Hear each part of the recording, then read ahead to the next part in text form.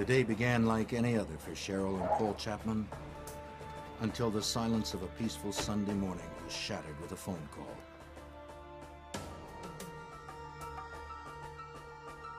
Cheryl's sister Nancy had not shown up for work, and several attempts to reach her by phone were unsuccessful. The Chapmans, sensing something must be wrong, Nancy? Rushed to her apartment.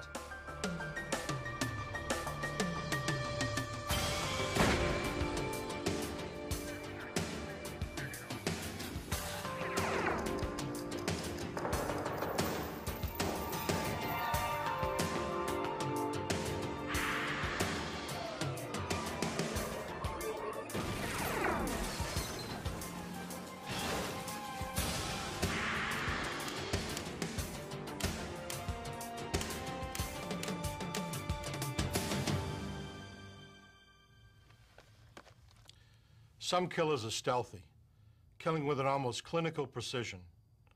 Others act on a violent impulse, saturating the crime scene with their rage.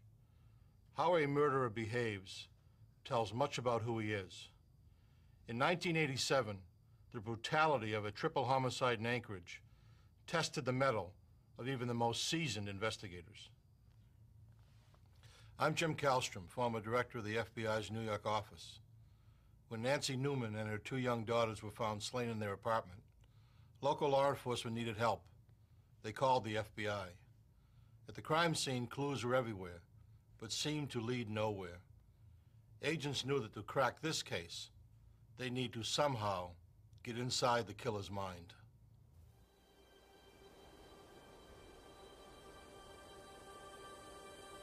Alaska sits on the edge of the wilderness,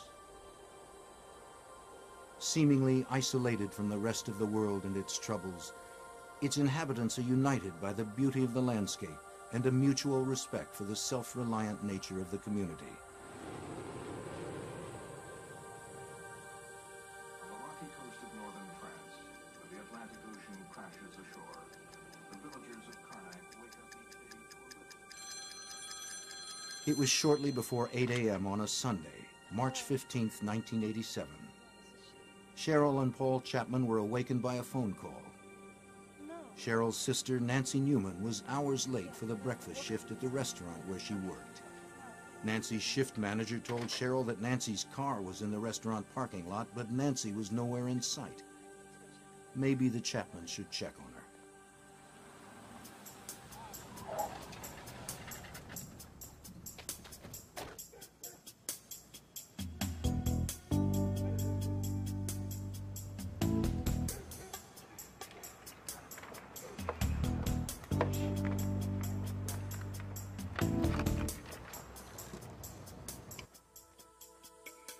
From the moment Paul and Cheryl arrived at Nancy's apartment, they sensed something was wrong. There was no sign of Nancy. Her two daughters, 8-year-old Melissa and 3-year-old Angie, were nowhere in sight.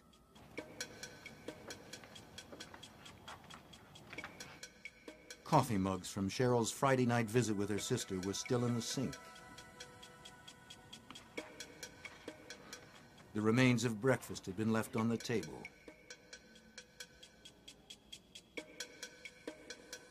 The tin where Nancy kept her tip money sat empty.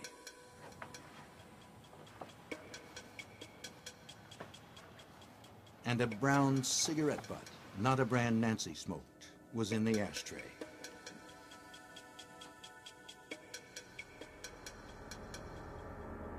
Nancy? Nancy? In Nancy's bedroom, Paul made a gruesome discovery. He found Nancy lying beaten and lifeless on her bed. Paul rushed to the other bedrooms to find Nancy's two girls. To his horror, he found Melissa and Angie brutally murdered.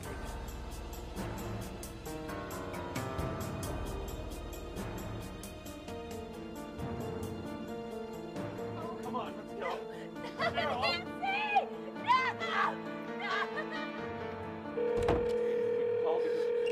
Emergency? Yes, ready to get the police, please.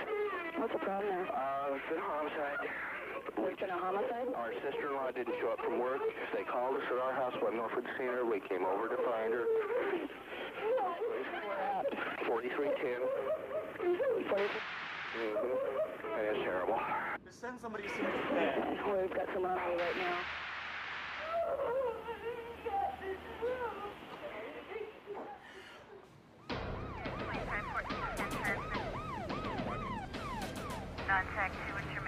Within minutes, the first Anchorage police officers arrived at the Newmans' apartment.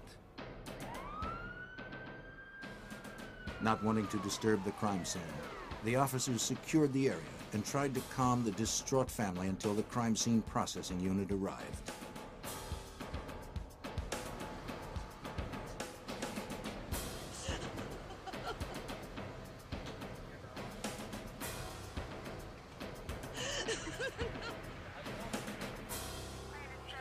What police found was horrific. Nancy and Melissa Newman appeared to have been beaten and strangled.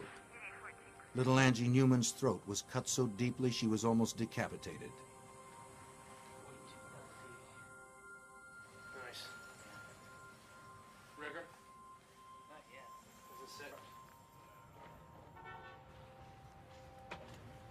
Anchorage police officer Bill Gifford was at the scene. Well, the impact of a case like this is quite often it's hard to capture in words. We're pretty used to working homicide cases and serious assault cases, and overall I think a community becomes, if not callous, somewhat accustomed to these kind of things happening, just a typical murder. Something of this magnitude, however, people are never prepared for. The murders were so gruesome that even experienced police officers were shaken. It is shocking for the public, and it takes a toll on the investigators and the officers working the case as well, because you're just not used to seeing, as I mentioned, things of this magnitude. Nancy Newman's body was lying on her bed, her nightgown hiked up around her chest. There were abrasions on her nose, chin, and forehead, and a knee seemed to be injured. Bloodstains were at the foot of the bed. A pair of olive green gloves were on top of the dresser. Good idea, recover. Yeah, do a scrape so they can get some.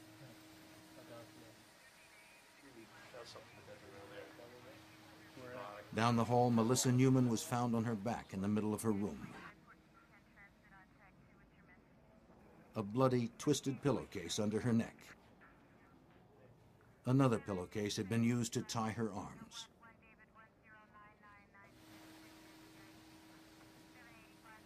Three-year-old Angie Newman lay on her bedroom floor in a pool of blood, surrounded by her favorite books. Couple shots of the face. The bed where all the blood is. Everybody's ready? Here it is. Bloodstain pattern analysis often yields clues. The positions of the victims and killer. The movements of the victims. And the number of blows struck can be reconstructed by an experienced examiner. In this particular case, it assisted us in establishing a sequence of events. Stains found on Nancy Newman's bed suggested that she and Melissa had been forced down the hall to her mother's room, where they were assaulted. And stains on the hallway carpeting indicated that Melissa was then returned to her room and killed there.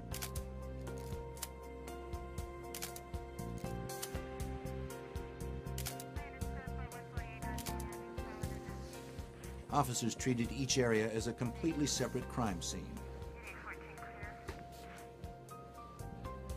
First, they determined the type of physical evidence that was likely to be found, and then the order it should be processed.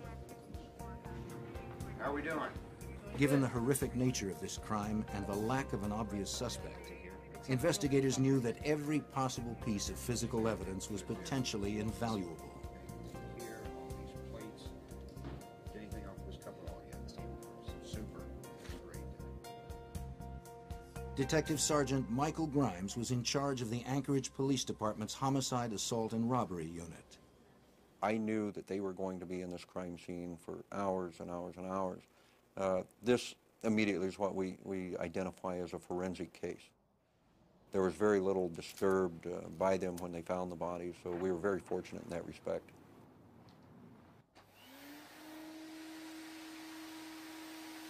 Investigators frequently find evidence in common household dirt. Sometimes hair and fibers buried in carpeting can be traced to a suspect. For thorough coverage, investigators broke each room into quadrants and vacuumed each section. To begin the painstaking task, investigators must first cordon off a 3-foot by 4-foot area of the room. The investigator uses an ordinary vacuum with a special filter attachment. As the debris is pulled off the floor, it travels down a short tube and then goes into a collection point. There it becomes trapped in clean filter paper. Once a quadrant of the room has been processed, the filter is removed and placed into an evidence container.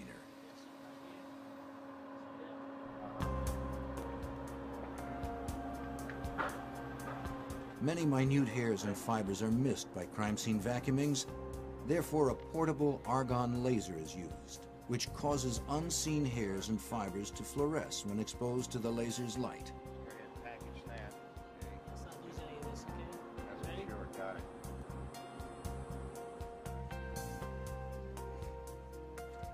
A technique called luminol processing was also used to look for traces of blood. If present, the luminol spray will cause the proteins in the blood to fluoresce, making them visible to examiners.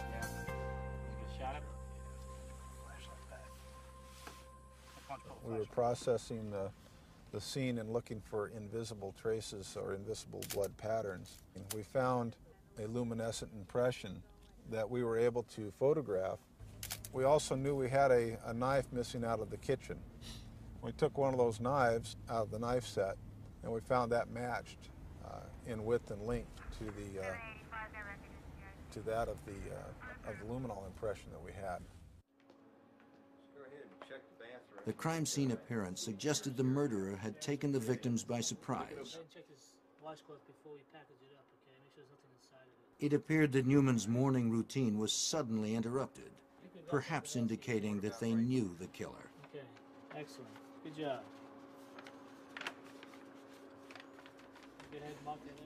A big question was motive. At the scene, Cheryl told police that Nancy seemed to have no enemies. As a waitress, she was popular among her customers and colleagues, friendly without being flirtatious. And what possible motive could explain the rage inflicted upon 8-year-old Melissa and 3-year-old Angie?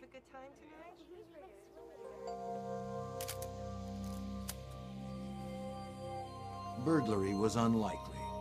It was obvious to investigators that the apartment had not been ransacked or otherwise disturbed. Investigators struggled to find a solid lead.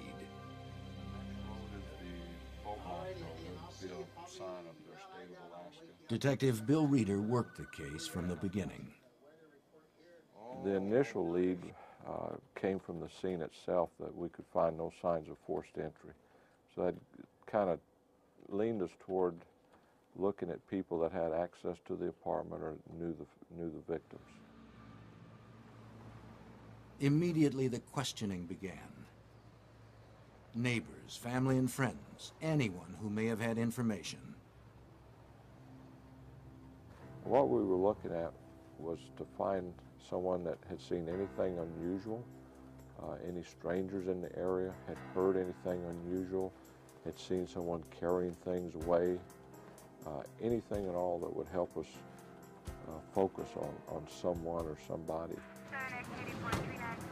Family members are almost always suspects early in an investigation. Paul Chapman was no exception. Though he had no one to back up his alibi, which was that he was alone most of Saturday, his reaction to discovering the bodies was clearly one of trauma and loss.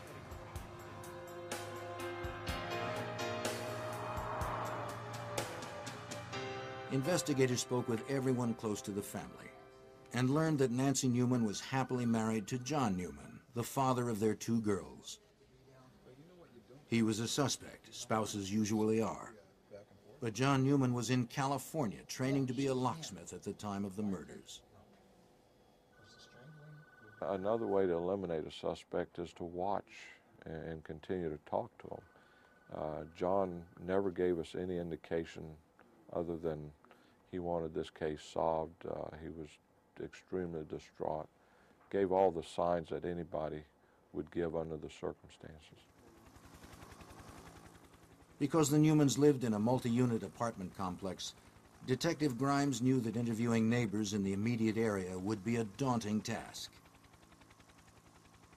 There was an apartment in a multi-unit apartment house, which was in a particular area of town that was surrounded by large multi-unit apartment houses, and we were looking at literally hundreds of dwellings in that area. The close-knit community of Anchorage was shocked by the brutality of the murders. Police investigators, having no experience with crimes this shocking, were asking the most frightening of all possible questions. Was a serial killer a possibility? Police felt pressured to work quickly. For what kind of person would do this kind of crime? Was there significance in the way the people were murdered that could give us some kind of leads as to who we were looking for, at least what type of person? And so immediately, I'd say within the first day or so, we were getting some help from the FBI. Investigators quickly realized they needed help in determining the type of individual responsible for the murders. They turned to the FBI's Behavioral Science Unit at Quantico, Virginia. Special Agent Judd Ray received the call. As a profiler in the unit, Ray's job was to assist investigators in hunting down America's worst killers. To do that, Ray had to understand the workings of a killer's mind. We were looking at deeds and acts of individuals after it happened and trying to predict the kind of personality, if you will, a composite view of what kind of human being could have done it. Through detailed evaluations of crime scene photos and police reports, Ray provided investigators with a psychological portrait of the killer. This is a disorganized crime scene. I mean, you know, low self-esteem, all the kind of things that you would say about this kind of person. You know, that society has rejected him through the years, and now it's his time to reject society. Ray told the Anchorage detectives that they possibly faced a repeat performance. This particular incident alarmed him so much, particularly with 3 victims at one time, 2 being children, that his opinion also, he said that we need to get something working on this right away because it appears that this person's out of control and there's the potential that he's going to be doing it again in the very near future. From the autopsy reports, investigators learned that Nancy and 8-year-old Melissa Newman had been sexually assaulted. Based on this information and characteristics of the crime, Ray concluded that this violent offender would have a history of sexual assault. He would be a white male in his early to mid-20s, an underachiever. Following Ray's conclusions, investigators began to narrow the range of possible suspects. Among them was a young man who had recently moved in a few doors down from the Newmans. Police also questioned Kirby Anthony, the 23-year-old nephew of John Newman. Anthony had an alibi into the morning hours of Saturday, March 14th, but the neighbor did not. The tremendous rage that was inflicted on the almost decapitated the young 3-year-old suggested that to me that there's nothing in my mind that I had came across that would have been sufficient on its face to justify this kind of rage by a stranger. Ray's insistence that the killer was known to the victims led investigators to shift focus away from the man who lived nearby. Neighbors and friends of the Newmans confirmed the young man's claim that he had never met Nancy Newman or her children. Because I had talked about familiarity, somebody that's close to the family, somebody that knows her, that had some sort of relationship with her, perhaps even been rejected by her. They said, well, as a matter of fact, there's a nephew that comes to mind. As investigators continued questioning possible suspects, the volume of evidence that had been collected from the crime scene was taxing the limits of Alaska's state crime lab. Once again, Anchorage police turned to the FBI. The evidence was sent to the FBI's crime lab in Washington, D.C.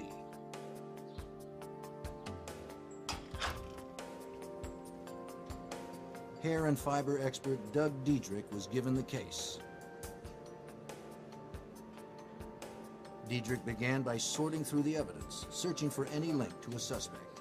Hairs, fibers, glass particles, soil, paint chips, anything that may have been transferred during the killer's violent contact with his victims. Altogether, I believe I looked at over 300, close to 400 items of evidence from the crime scene, from the victims, from elimination samples from different people, both suspect and relatives and possible acquaintances. Fibers are unusually difficult to trace, and because no one knew what the killer was wearing during the murders, there was no basis in which to compare recovered fibers.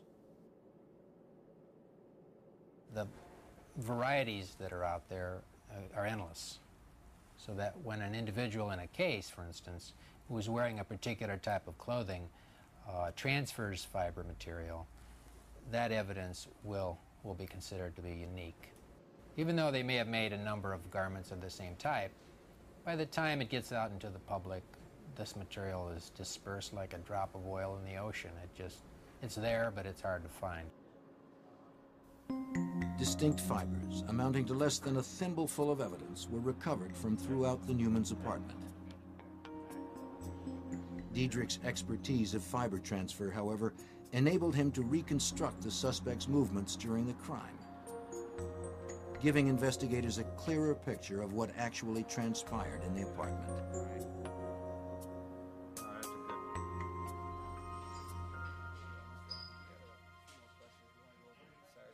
As Diedrich's analysis progressed, Anchorage police asked Kirby Anthoney to come to the police department to give more detailed statements. They began to learn more of his story. And Rose? Anthony and his girlfriend had moved from Twin Falls, Idaho to Anchorage 18 months earlier. Both had stayed at the Newmans for a while, but were asked to leave about the time they found jobs on a fishing boat.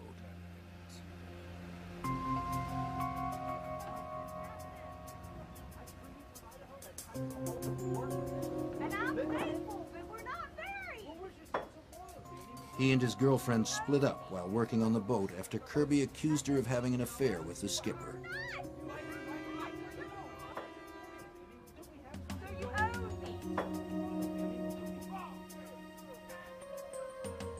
His mates described him as irrational and unstable after the breakup. He clashed with the skipper and was fired.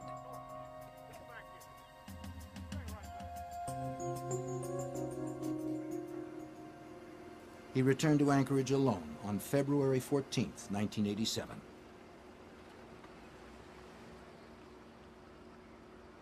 Having nowhere else to go, Anthony took a taxi from the airport straight to the Newmans.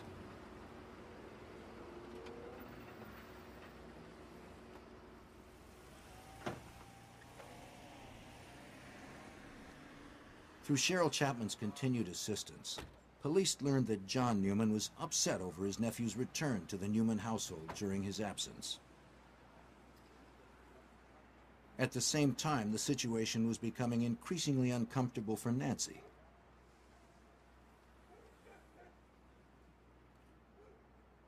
After a few weeks, she asked Anthony to leave. He moved in with an acquaintance, Dan Grant. As the investigation began to focus on Kirby Anthony, Sergeant Grimes recalled his first encounter with him. The day of the murders, Detective Grimes took on the task of notifying Anthony about the deaths. I told him that we had some bad news for him, that his aunt and her two little girls had been found dead just earlier that morning. As I recall, Kirby grabbed his hair and started wailing and moaning, but it was all dry-eyed. There was no tears. Anthony's demeanor did not fit that of a grieving family member, but Grimes knew that Anthony's odd behavior would never justify an arrest. The autopsy report, however, made investigators more suspicious. Autopsy results helped pinpoint the murders between 7 a.m. and noon on Saturday, March 14th. What we're able to demonstrate is that the murders happened early in the morning, after the victims had gotten up in the morning. One of the victims had had a bowl of cereal. The other was in the process of eating some cereal.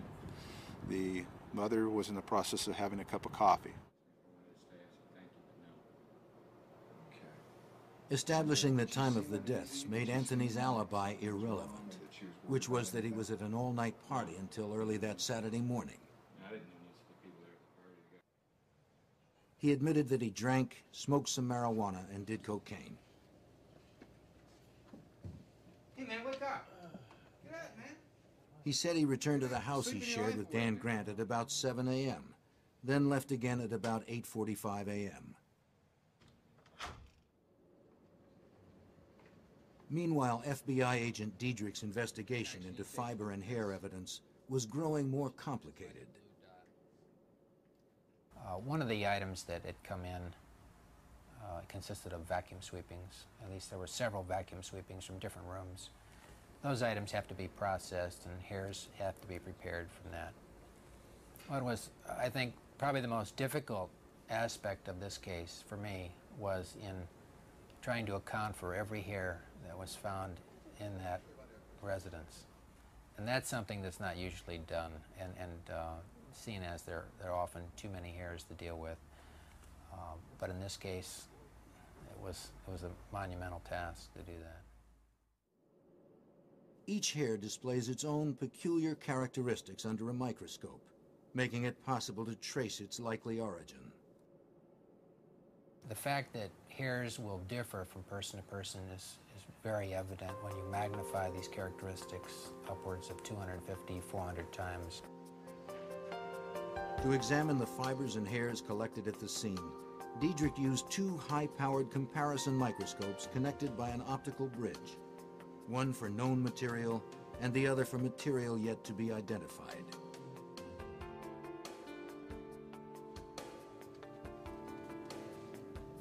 Because Anthony had lived with the Newmans for a while, his hair was likely to be in the apartment. That meant it was important to establish whether the trace hairs were old or recent. So Diedrich went through the contents of the vacuum used in the Newman household.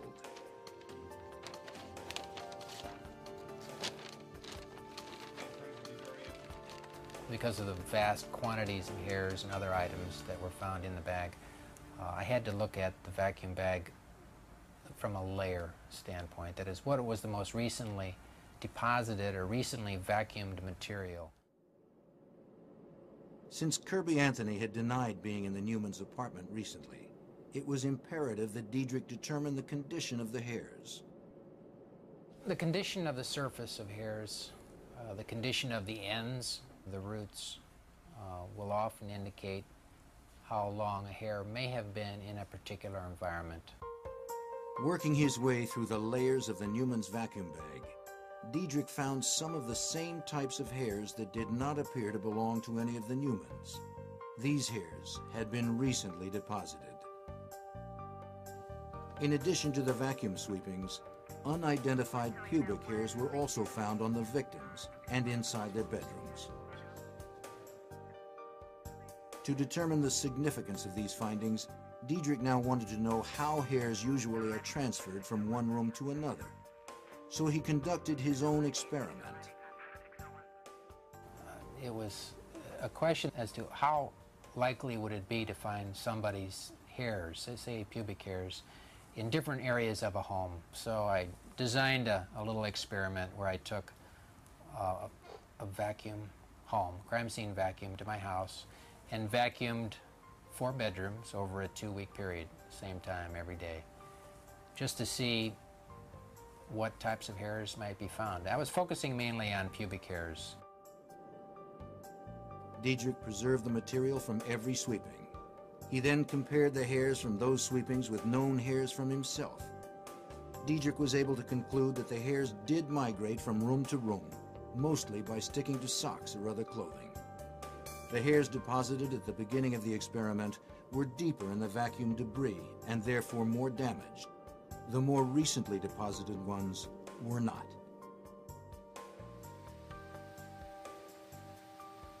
The finding was significant to Diedrich. Since Cheryl told police that Nancy vacuumed her house Friday, the unidentified hairs found on the victims would have been deposited right at the time of the murders.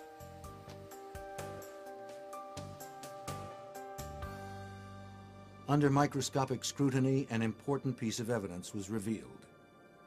A pubic hair with a partial egg casing, the kind associated with genital lice, was clinging to the damp washcloth found in the Newman's bathroom.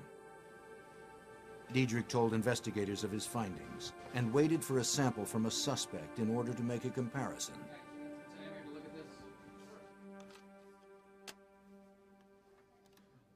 There were at least a half a dozen individuals who were considered prime suspects.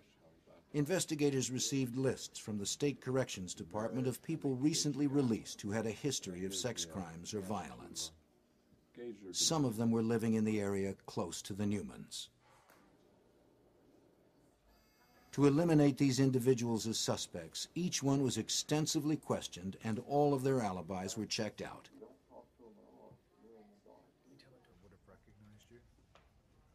Police continued to question Anthony. He admitted nothing, but with each interview, the details of where he was and what he did the morning of the murders changed slightly. That was kind of an indicator of what we were going to be dealing with Kirby from the get-go, was these little lies that weren't necessary but were thrown out to us. Unaware of Diedrich's hair analysis, Anthony was asked by investigators to submit hair and blood samples. Wanting to appear cooperative, he voluntarily submitted the samples. They were rushed to Diedrich for comparison. The next day, Diedrich notified investigators that Anthony had pubic lice. Well, that was probably the most significant breakthrough. At that point, we could start focusing on Kirby as the suspect. When confronted with the evidence of the hair and egg casing on the washcloth, Anthony admitted that he did have lice. He said he had showered at the Newmans a week before the murders so as not to spread the pubic lice at Dan Grant's house. For Judd Ray, the dirty washcloth left at the crime scene told much about the suspect. The killer had cleaned himself at the murder scene. Why take the risk? Why not go home? It was obvious to me that he had to go somewhere where he couldn't go there all bloody, which sort of got into this guy's not a loner living alone somewhere. Ray's behavioral profile also predicted the killer would have been associated with a previous sexual assault. This prediction prompted investigators to look deeper into Kirby's past. They learned that Kirby Anthony had been the central suspect in an Idaho case that remains open to this day. The victim, a 12-year-old girl, suffered brain damage in the attack and was unable to testify. He had just previous to coming to Alaska, been the focus of police attention down there. They had some type of outdoor picnic outing, and There was a 12-year-old that was found in the woods. She had been strangled, unconscious, near death, and she had been sexually assaulted. Their investigation pointed right at Kirby Anthony. Ray also predicted the killer would want to appear cooperative with police. They told us that the suspect would interject himself into the investigation. He would call to find out what the evidence was showing, and Kirby started doing that. What investigators did not share with Anthony was that Diedrich's other hair comparisons were also pointing to Anthony. The pubic hair found on the washcloth was only one of many positive associations Diedrich was able to make between hairs found at the crime scene and those submitted by Anthony. And in this case, a number of pubic hairs that were like Kirby Anthony's were found in the rooms, both the victims' rooms, the two girls, and as well as a couple of them that were similar to his on the bed of the mother. A hair from Anthony's head also was found on the top sheet of Nancy Newman's bed. Facial hairs that matched Anthony's beard were found on all of the victims and in their rooms.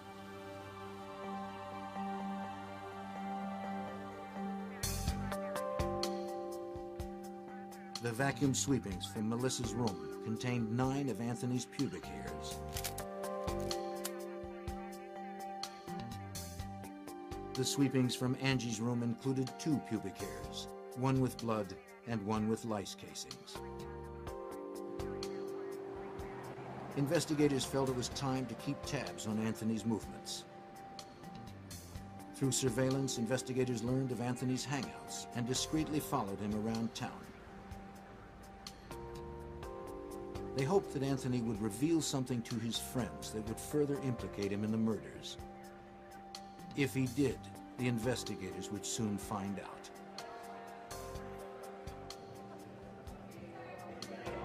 The effort paid off. One of Anthony's acquaintances told investigators that he was writing poetry on napkins and passing the poems around the table. He told one of the women that Nancy Newman had been forced to watch part of the assault.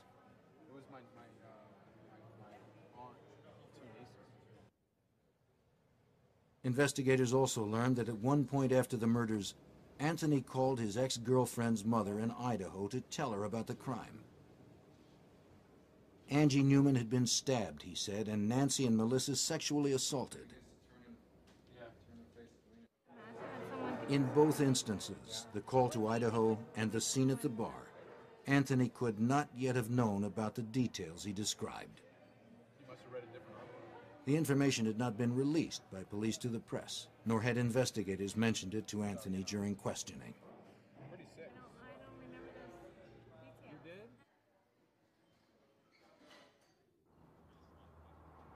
Since the surveillance was not a 24-hour-a-day tactic, they would often drive by his house to see if his vehicle was parked out front. If he was home, investigators would often ask him to answer some questions.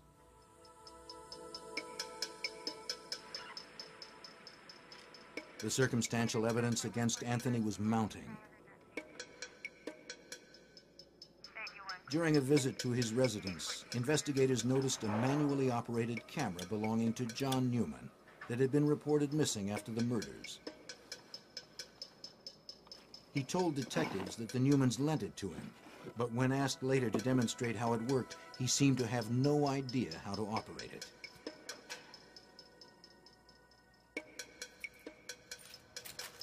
Another item missing from the Newman house seemed to be traceable to Anthony. The tip money missing from the cookie tin consisted only of coins. 3 of Anthony's friends told police they either saw him rolling coins into wrappers or saw him pay for items with wrapped coins. And then there were the prints. Anthony's palm print was found on the wall over the bed where Melissa Newman had been assaulted. Prints found on the empty cookie tin on the kitchen table matched Anthony's. His prints were also found on the living room closet door and the inside and outside of the apartment door.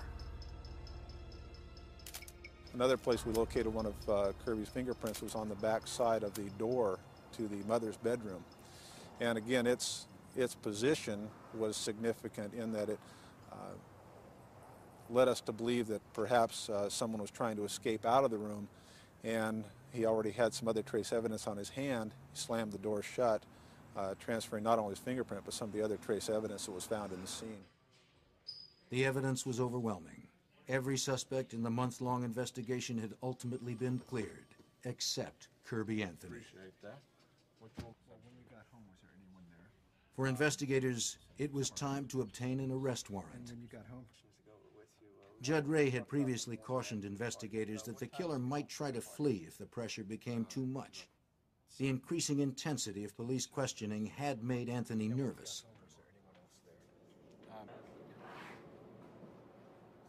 Judd Ray was right again.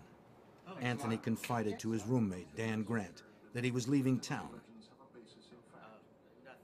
He asked his friend not to tell police.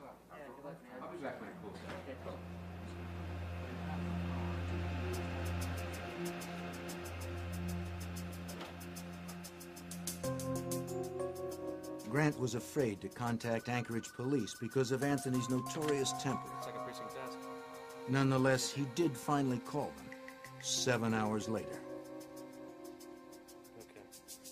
Anthony was heading to the Canadian border, an 8-hour drive away, and he had a 7-hour head start.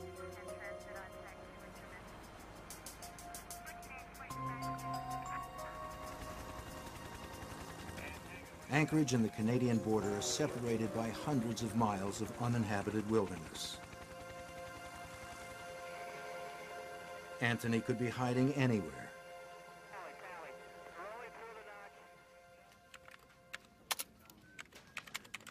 Anchorage police quickly contacted U.S. Customs at the Alaska-Canada border. They described Anthony in his vehicle and told the custom official that Anthony was a suspect in a triple homicide. They were hoping he was on his way.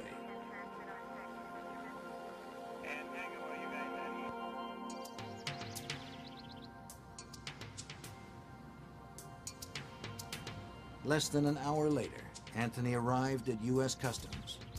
Having no idea that investigators had been tipped off, Anthony calmly pulled up to the customs gate. Step out of the car. Could you get out of the car, please? He was detained and questioned until Alaska state troopers arrived. He was arrested for driving on a suspended license and returned to Anchorage. Thanks a lot for the hospitality there. As he was turned over to the Anchorage police, he was read his rights and charged. 3 counts first-degree murder, 2 counts sexual assault, and 1 count kidnapping. Under Alaska law, kidnapping can be charged if a victim is restrained during an assault. Melissa Newman had been tied up during the attack. He jumps up and screaming, "What is this kidnapping stuff?" Which struck us as odd because here he was charged with 3 counts of murder and 2 counts of sexual assault, and he's screaming about the kidnapping charge. By this time, the forensic evidence was complete enough that police believed they could reconstruct how Angie, Melissa, and Nancy were brutally murdered.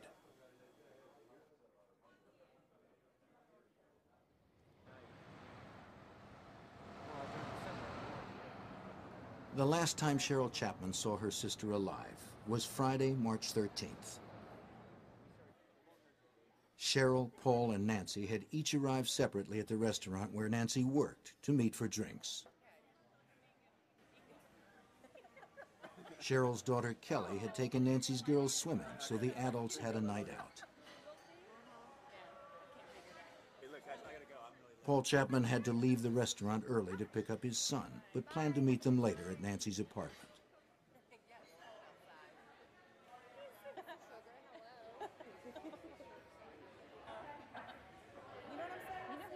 As they were leaving, Cheryl suggested that Nancy leave her car at the restaurant and ride home with her.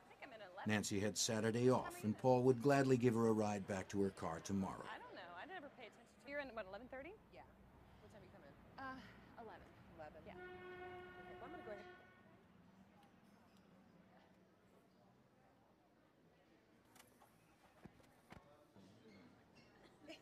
Cheryl, Paul, and Nancy all ended up at the Newmans' apartment to wait for Kelly and the girls.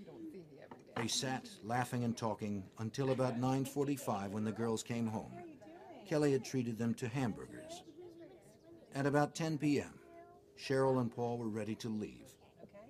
Cheryl helped Nancy clear the table and put the used coffee mugs in the sink. Angie was already in her pajamas, and Melissa had gone to a room to get ready for bed. As they said goodnight, Paul told Nancy to call him the next day if she wanted a ride back to her car.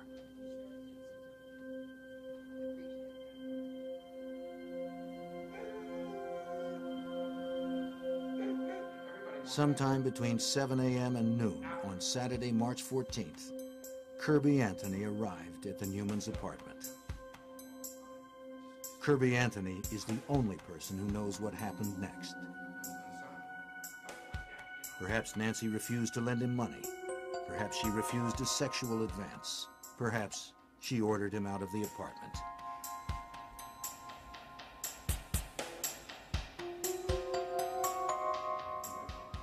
In any case, his anger boiled over.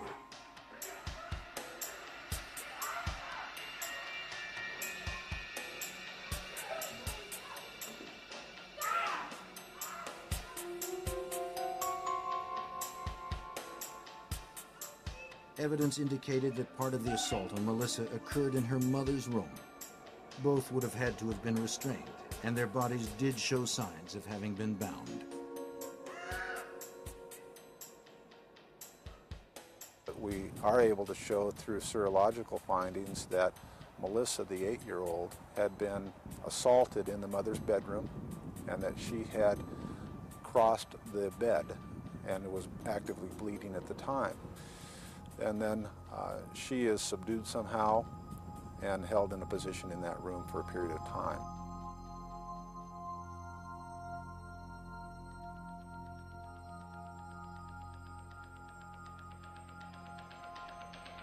Melissa Newman probably witnessed the rape and murder of her mother. She then was taken back to her bedroom where she was assaulted again and killed.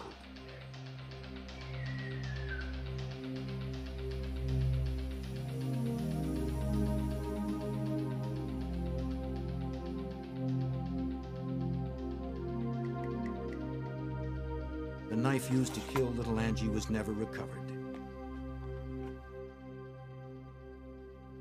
It was unclear whether she was killed first or last. What was certain was that she seemed to be the target of a horrible, uncontrolled rage.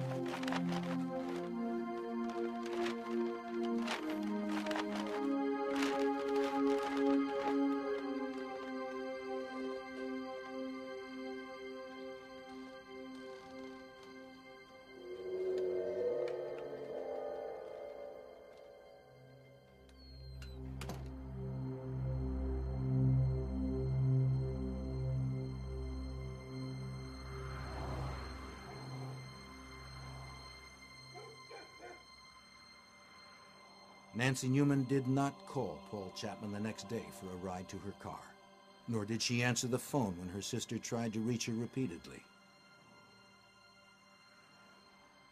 Instead, she and her 2 daughters lay dead nearly a full day before their bodies were discovered.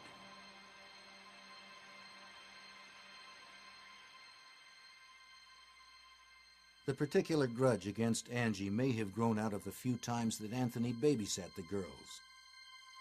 Reportedly, he had called her a tyrant.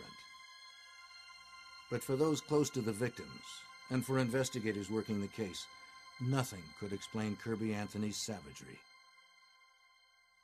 I don't really think that you could isolate any one thing that would cause a man to fly into the homicidal rage like Kirby Anthony did.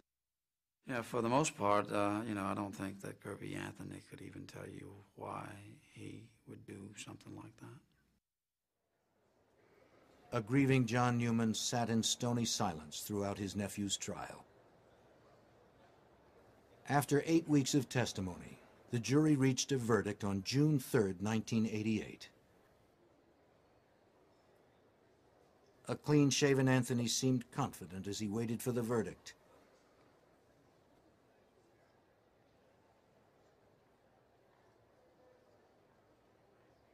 As each guilty verdict was read, Anthony's composure disintegrated until finally it shattered completely.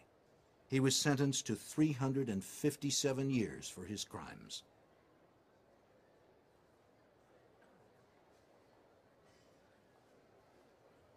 Kirby Anthony's conviction represented an almost textbook example of cooperative police work. Anchorage police provided the FBI with evidence collected from a meticulously preserved crime scene. Doug Diedrich carefully analyzed the hairs and fibers and anticipated Kirby Anthony's excuses, conducting his own home experiment to refute them. Judd Ray helped police stay several steps ahead of Anthony's thoughts and actions. And for the first time, testimony of an FBI profiler was accepted in court. It was a good case to test the waters in terms of whether or not this was going to be accepted in our judicial system. And for that, the implications are probably far-reaching because it opened the door.